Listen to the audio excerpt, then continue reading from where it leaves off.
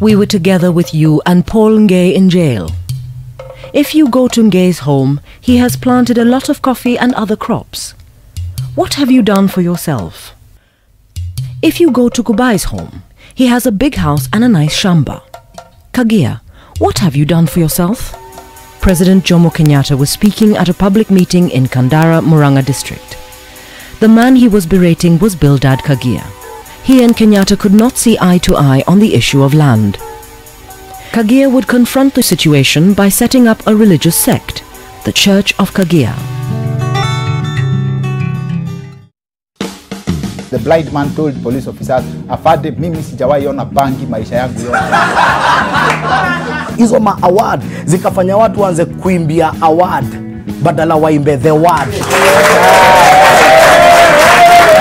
Mimi mkinichagua mtaona miujiza. Anajifanya siku hizi. Kipia mara moja. Naogopa Mwenyezi Mungu na uji moto peke yake. Hiyo si bangi.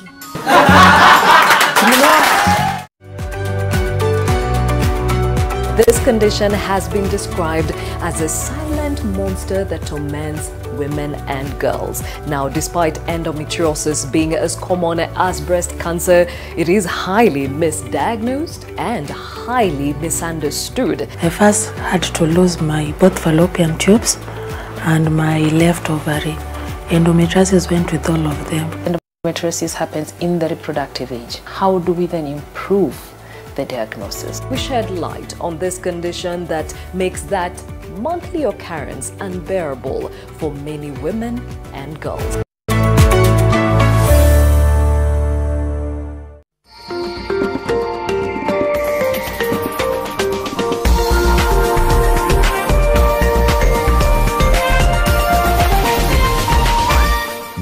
This is NTV.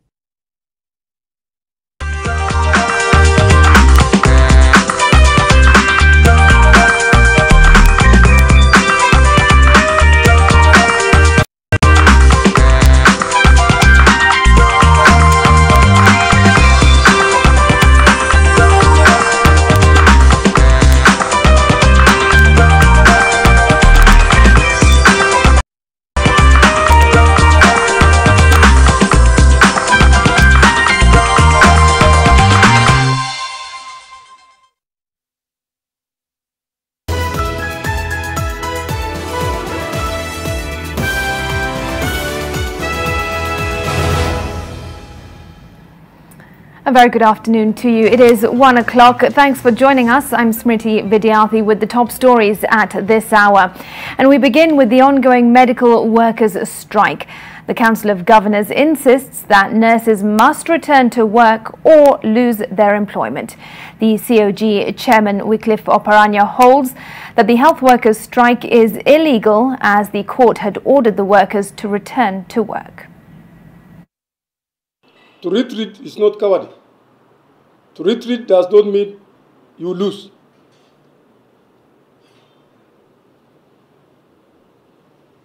So the leadership of the KUKO, the leadership of the Union of Nurses, who have been with us for quite some time in dialoguing and discussing this issue. My appeal is to you that we are all Kenyans.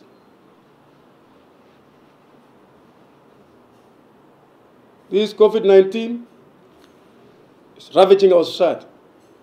We are losing people.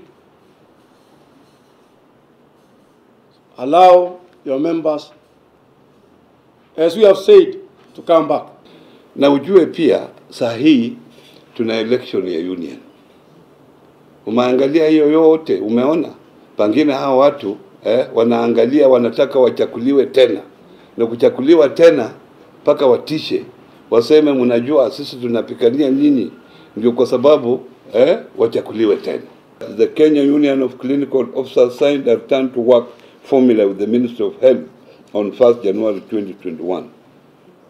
The Council of Governors was not consulted prior to the execution and as such has not signed the same. Whereas we do not disagree with some of the provisions in the formula, we are aware that an increase in any allowance has a budget implication to the counties. Meanwhile, the Mombasa County government, doctors and clinical officers in the county have finally agreed on a return to work formula after days of staying off work in public hospitals. We'll have more details on this later in our subsequent bulletins. Elsewhere, the ruling Jubilee Party is set to address the media at the party headquarters in Pangani Estate here in Nairobi. The party Secretary General Raphael Tuju is expected to address issues within the party, including calls for the expulsion of errant party members. NTV senior political affairs reporter Kennedy Mureithi joins us now live from location. Kennedy, what else can we expect and what else do we know at this point? Well, a very good afternoon to you, Smirti. And here it has been quite a while since we were invited to the Jubilee headquarters for a press conference that is going to be addressed by the Secretary General Raphael Tuju. And what we've been able to see since we came here is that there are government vehicles that are already parked here. And what we do understand is that the Secretary General is having a meeting with the leadership of both houses of Parliament, that is from the National Assembly and the Senate. And in this matter, they are trying to discuss some of the emerging issues that have been there, including the letter that had been written by Senator Kangata. He is not here in this particular meeting, but we do understand the other person who is also not here is Samuel Pogisio, probably showing that their conduct may be discussed, or one of them is going to be discussed in this particular meeting, but we cannot say with certainty that that is the matter. But what we do know is that the Jubilee Party is also trying to put its house in order, noting that there has been so much happening in the political field, and both of them, or even the Jubilee Party in itself, has also been speaking in with regards to forming other coalitions and all those matters. So we cannot say for certainty what this meeting is all about. But what we do know is that Parliament will be reconvening later in the month, and they want probably to set the mood on what is going to be happening with regards to Parliament in itself and what they would want to pass as the government agenda. That is the reason probably the leadership of Parliament is here. All of them are here, but they had indicated that the press conference is going to be at 12:30 o'clock this afternoon, but it is already past 1 o'clock and they have not been able to come out to discuss. Then probably the other matter that they may be saying is probably with regards to the by-elections that are going on in the country, and the by-elections that are going on, and we do probably expect that they will be saying whether they will be fielding candidates in some parts of these elections. And right now, actually, I can see they are walking in Smirti, and I will just put on my microphone at the podium so that we could probably hear what is it that they will be telling us. And the SG has just come out, and I'll just be giving the microphone. SG, you're live already. Okay, thank you very much. Waiting for some other members of the we'll have to excuse us because this one is the leadership of the House. It's not the leadership of the House. Only the leadership of the House. Only the leadership. And give me the importance. No other importance.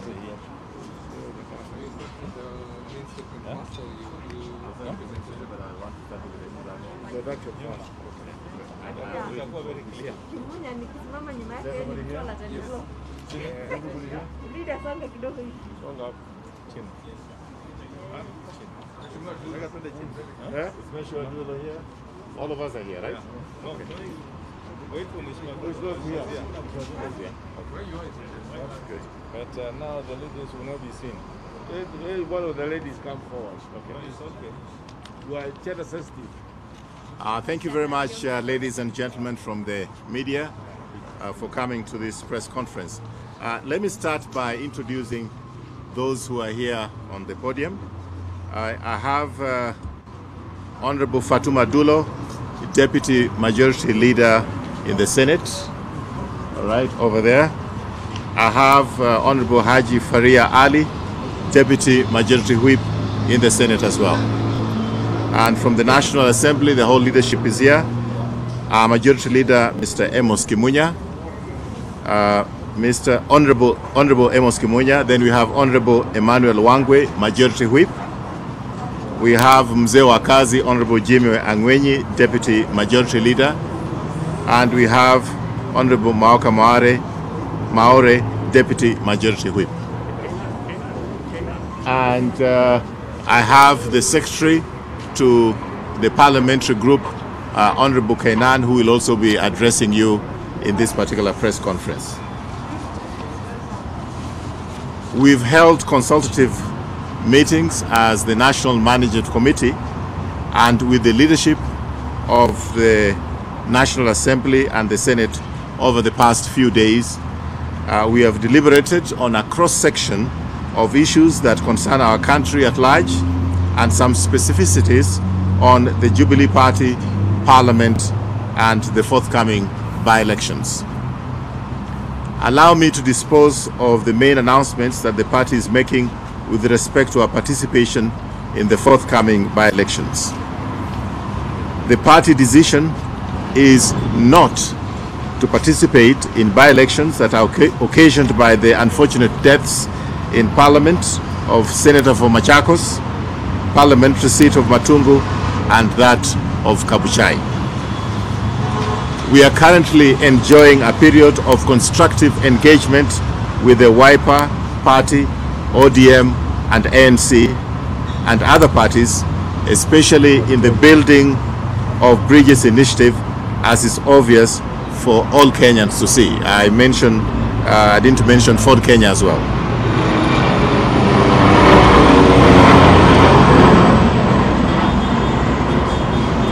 It is the decision of the Jubilee Party that, given the bigger picture of bringing this country together through the BBI avenue, ceding ground to the NASA parties in this instance is essential to ensuring that we do not open unnecessary arenas for conflict with our very able partners in the BBI. As for Nairobi seat of governor, we are on standby mode as the matter plays out in the High Court and the Nairobi County Assembly. Now, I'm going to welcome other members of the leadership to speak, and you may be able to ask them questions after that. But I'd like to be able to confirm that we'll be fielding candidates in the ward by-elections in the counties. And I'd like to introduce Virginia Omaida Gishanga. I think she's here. Is she here? Yes. Our candidates, Virginia Omaida Gishanga. If she's here, please, maybe you could come. If they are not, then I just have to proceed. Yeah? I think we have Maida Gishanga from Nakuru, Hell's Gate. Please step here forward. We have... All right, more of introductions there, but we certainly will get all the relevant details. Our reporter Kennedy Morethi is on the ground and will bring us what we need to know from that Jubilee Party press conference later on. For now, though, let's cross over to the Council of Governors that is currently hosting retired Chief Justice David Maraga to a luncheon this afternoon in celebration of his service to the nation for close to 20 years in the judiciary. Maraga retired on Monday upon attaining the official age of 70. Let's now cross over to the event here in Westlands, Nairobi. NTV's Zainab Ismail is on the ground. Zainab, what's happening at that celebration? Well, Smirti, we are actually outside here in Nairobi, and indeed the Council of Governors is hosting the retired Chief Justice for a luncheon in his honor. And there are a number of issues that will probably be spoken here. There's been a great relationship between the Council of Governors with the judiciary under the leadership of Maraga. And just joining me to give us an idea of how that relationship is the Council of Governors Chairperson, Wycliffe Oparanya. Thank you so much for joining us, sir. Now, when the retired CJ entered and took over the leadership of the judiciary, he said he's going to ensure that there's going to be a High Court station in all the counties. At this point, he's left. There is 43 High Court stations in all the 42 counties in the country. What would you say with regards to the relationship that you've had with the retired CJ? Thank you very much. First of all, I want to say that we have had a very close relationship with the judiciary. This period, Justice Maraga has been the Chief Justice. in that most of the judgments that we have got, especially the many cases we have put before the courts, have been in favor of the county governments, and that one we appreciate. Secondly, he has ensured that the people can access justice quite easily, especially the high courts, which have been constructed all over, including my own. In Kakamega, we have a big building that he just opened 2 months ago, which never used to be there. And they spend as much as 500 million. And this one, we are very grateful. So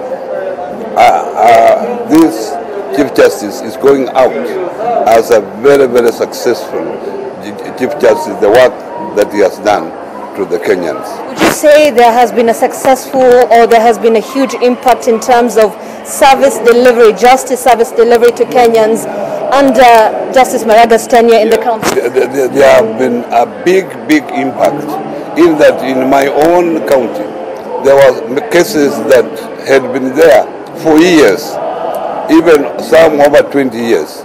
And I'm happy to say here that most of those cases have been cleared, judgment has been made, cases that have taken some time.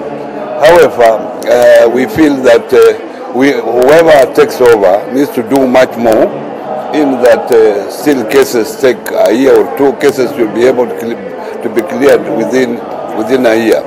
But the outcry has been that there have been fewer judges employed, and I hope that this issue of the judges being employed will be resolved as soon as possible, so that we can progress on. And maybe lastly, what do you feel about, by the time the Chief Justice is retiring and has left office, there's still been a bit of a restrained relationship with the executive. Do you feel like this is something that can be resolved with having a new Chief Justice coming in? I don't feel that there has been a strained relationship between the judiciary and the executive. Maybe it's just a misunderstanding, but it is clear the roles of each of them is very clear, the role of the executive, the role of the judiciary. However, if they feel, especially the executive, that there has been misunderstanding, this is an area that we need the new Chief Justice to address, because it is very important for the two institutions to work together for the benefit of Kenyans. Thank you so much. We appreciate it. That is the chair of the Council of Governors, Wycliffe Oparanya, speaking on the relationship that he had enjoyed with the retired Chief Justice and the counties, of course. We'll be getting more details. The retired CJ will be giving his remarks at the end of the luncheon. Back to you, Smirti. Zainab, thanks very much for that. Meanwhile, the Council of Governors maintains that the failure by the National Treasury to release funds for the last 4 months may lead to a shutdown of operations in the devolved units. Governors have threatened to seek legal recourse or head into a shutdown if Treasury does not release the money soon enough. They say salaries and contractors have yet to be paid and development projects have stalled. Counties are owed 89.5 billion, and you will expect us, obviously, with 89 billion outstanding, not dispersed to counties, that we are able to carry out our functions as required by the Constitution of Kenya under Article Schedule 4. So it has been very difficult, and we still have that cash flow problem, and without this cash, even if these allowances were awarded, the process is too long. They cannot be implemented immediately, because there will be budget provisions, supplementary budgets have to be undertaken, and that is not a walk in the park. It takes time to have a supplementary concluded in the county government. All right, from that, let's take a quick breather on NTV at 1. Do stay with us, plenty more when we return.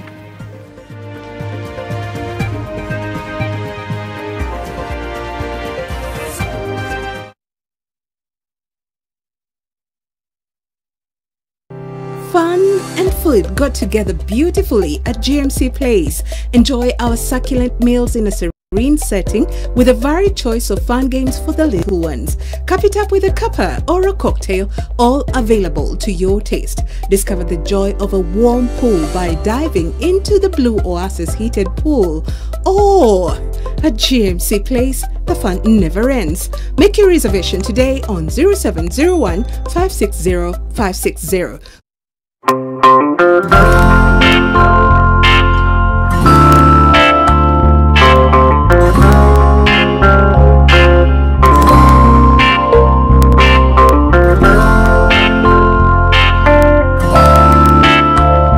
Breaking news from Molfix. Let's see what they're developing right now.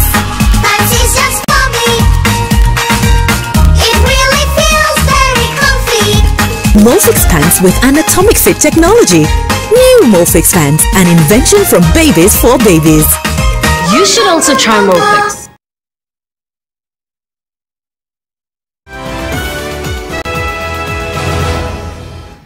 Welcome back. Yet another vehicle has plunged into the Indian Ocean at the Likoni Channel this morning, just days after a tour bus slipped off the ramp. The Kenya Ferry Services says the driver of the loaded truck lost control while boarding the ferry after hitting the ferry's prow. The driver of the truck, which was transporting tiles from Tanzania, managed to jump out of the truck before it was partially submerged. The incident has caused a huge traffic snarl-up at the crossing, with many forced to use the Liwatoni Bridge. Well, this comes just days after a bus owned by Pullman Safaris lost control and plunged into the ocean. Operations to pull out the truck out of the Indian Ocean are still ongoing.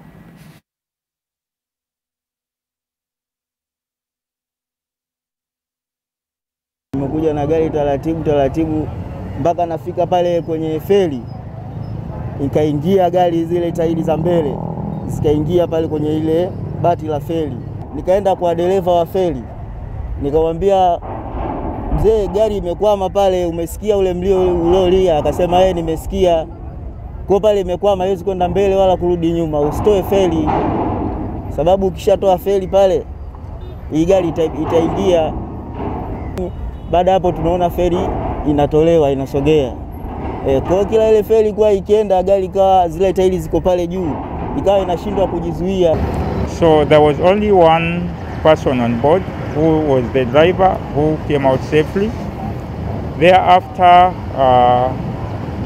we organized for a salvage service to the truck. We managed to tie it and hold it. Kenya Navy came on board and managed to secure the truck.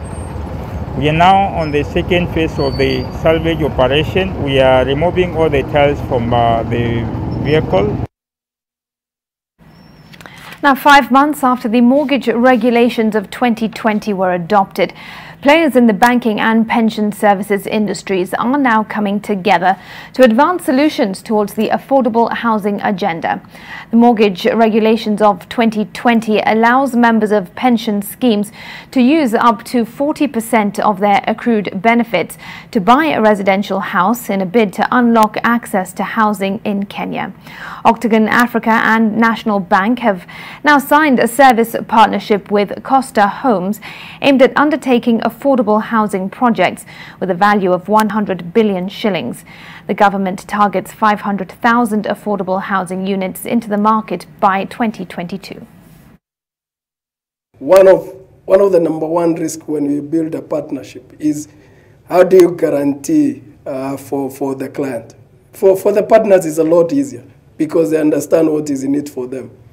The person that is normally seen as outside of that discussion is the client. We partnered up also with contractors who have the capacity and ability to be able to secure the work, even as your money is sitting safely in the bank. I know one of the things is that we as Octagon Africa, in this very particular partnership, will provide comfort for members that wherever they are, as Dr. said, you are in the US, you are saving, you are putting money aside to buy these very particular houses when they come to completion. Further afield, leaders in the coast region are drumming up support for one political party for the 2022 general elections. Kilifi Governor Amason Kingi says the region should brace for a new vehicle in the next 6 months. Our coast reporter Kevin Mutai has more details. A political debate surrounding 2022 general elections is shaping up in the coast region, with leaders from factions affiliated to Tanga Tanga and the Orange Democratic Movement Party aligning themselves towards the tune they'll be dancing to. Kilifi Governor Amason Kingi says the political class in the region will unite under one outfit ahead of the 2022 elections. Mwenyezi Mungu atuweke, hatufiki mwezi wa 6 mwaka huu, kuna kitu kikubwa kitashuka pwani hii. And there is an available option, it seems. Hatungoji kitu sisi kitakachoshuka juu, ni kitu ambacho hatukijui. Nataka nikwambie kama wazungumza chama, usiseme kwa mafumbo. Chama kiko tayari na chama ni Basa Governor Hassan Joho, who has been traversing the region campaigning for the Building Bridges initiative, maintains that the proposed constitutional amendments through referendum will provide a slice of the national cake to the coastal community. Na ndio hiyo mazungumzo ambayo inaendelea sahihi ya serikali. Tunataka sisi tuwe kwa meza. Wakipiga meza, tunapiga meza. Wakisema, tunasema. Wakileta noma, tuleta noma, ili mambo yetu yasonge mbele. A regional political kingpin is to be agreed upon among Governors Joho, Kingi and Salim Mvurya of Kwale. Siwezi kufanya statement hapa eti kwa sababu nataka kumfurahisha Raila Nairobi. Siwezi kufanya statement hapa eti kwa sababu nataka nimfurahishe Ruto Nairobi. Wa kufurahisha ni hawa. Itamkera Raila, itamkera Ruto. Hiyo si huja shehe. Ikiwa nimemfurahisha mpwani, tosha gari. Umoja wetu ni kuhakikisha ikifika mwaka 2022 tuna mmoja wetu ambaye jina lake litakuwa limeandikwa katika karatasi ya IBC ya kwa fulani na fulani ambaye kwao ni pwani, anasimamia kiti cha urais wa Kenya hii. Pwani itakuwa na umoja, pwani itakuwa na chama, na pwani itakuwa na presidential candidate. Over 3 million votes are at stake. Kevin Mutai, NTV, Mombasa. Now, the Wiper Democratic Movement has unveiled Agnes Kavindu Muthama as its candidate for the upcoming Machakos Senate by-election. Kavindu, who is the former wife of former Machakos Senator Johnson Muthama, was handed the Wiper ticket during a ceremony presided over by party leader Kalonzo Musyoka at the party's head offices in Karen, Nairobi. Now, Kavindu's candidacy brings an interesting political twist to the Machakos contest due to an embroiled court battle pitting her against her former husband over their business fortune. Muthama is the interim national chairman of the United Democratic Alliance Party, UDA, associated with Deputy President William Ruto. By God's grace and with the support of the party and the people of Machakos, I know I will deliver this seat. Because it is not by mighty, not by power, but by the Spirit of the living God. For the avoidance of doubt, this movement does not believe in wrecking families. I must make this very clear. Yes. We are not taking that name because of another name. What has guided this party's nomination of this candidate is purely our own qualifications as a leader who has demonstrated high leadership capabilities, and she just happens to share a name with other people, and we wish them well. Today we are unveiling the only existing hustler with a good digestive system. She's the only lady who took swimming pool water after our water sources were all closed by Bojua. And I want to say, hata baada ya kunywa hayo maji, sasa huyo sio hustler tena, yeye ni real hustler. Lakini tunampeleka Machakos kama senator. Across the borders now, and a fresh bid to remove U.S. President Donald Trump from office has been launched, with Congress voting in favor of a motion calling on Vice President Mike Pence to invoke the 25th Amendment. The amendment requires the VP and cabinet to declare Trump unfit to hold office just days before handing over power. Bolstered by support from his deputy Mike Pence, who opposed ousting the president, Donald Trump denied responsibility for an assault on Congress by his supporters, but now faces an all but certain second impeachment effort. On this vote, the yeas are 223, the nays are 205. The resolution is adopted. Without objection, the motion to reconsider is laid on the table. The U.S. House of Representatives has approved a resolution calling on Vice President Mike Pence to convene and mobilize a cabinet to activate Section 4 of the 25th Amendment and declare President Donald Trump incapable of executing the duties of his office and remove him from power. Earlier, Trump said that there is no chance of him being forced from office by his government under invocation of the 25th Amendment. Free speech is under assault like never before. The 25th Amendment is of zero risk to me, but will come back to haunt Joe Biden and the Biden administration. As the expression goes, be careful what you wish for. This follows a controversial event that saw pro-Trump crowds attacking the Capitol, fighting with police and even ransacking offices. It seemed unlikely that the Republican-controlled Senate would be called into an emergency session to put Trump on trial before his term runs out on January 20th. However, significant cracks are appearing in the party that Trump has held in the thrall for the last 4 years.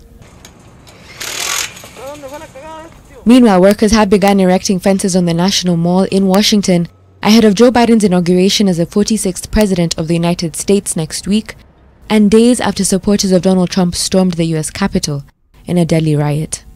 This is my first time here in well over a year. But yeah, there's usually people walking all over the place. I mean, this is very, very quiet. I mean, I almost think it's like a ghost of itself.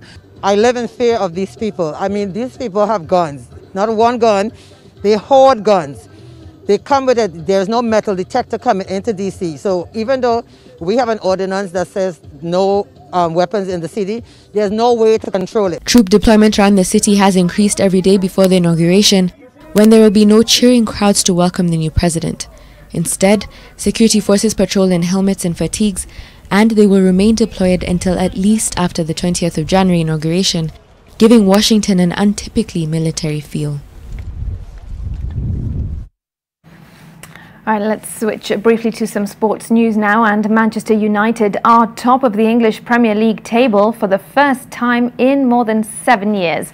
Paul Pogba's second half volley was enough to give Manchester United victory at Burnley and send them 3 points clear at the top of the Premier League. United dominated the contest, in which Burnley failed to register a single shot on target until stoppage time. In other games, Sheffield United beat 10-man Newcastle 1-0 to register a first league win of this season, and Everton beat Wolves 2-1 away. Tonight sees Manchester City host Brighton, Arsenal take on Crystal Palace at the Emirates, and Tottenham play Fulham. Very hard finish that on his left foot. Has to be so precise. Fernandes, Rashford, Pogba, great hit, and Paul Pogba has found a way through for Manchester United. That's the goal they were craving. And their patience. Now, Atletico Madrid stretched their lead atop La Liga to 4 points with a 2-0 win over Sevilla. Diego Simeone's side took the lead when Angel Correa fired in after receiving a pass from Kieran Trippier, who was back in the team after his 10-week ban for betting breaches was suspended. Sol Niguez ensured victory in the 76th minute with a thumping effort. It was a first defeat in 10 games in all competitions for in-form Sevilla, who are 6th on the table.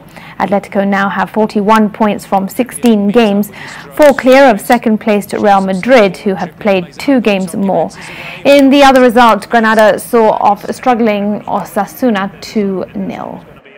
winner. Carrasco was running into the box. Llorente spots that Saúl was going.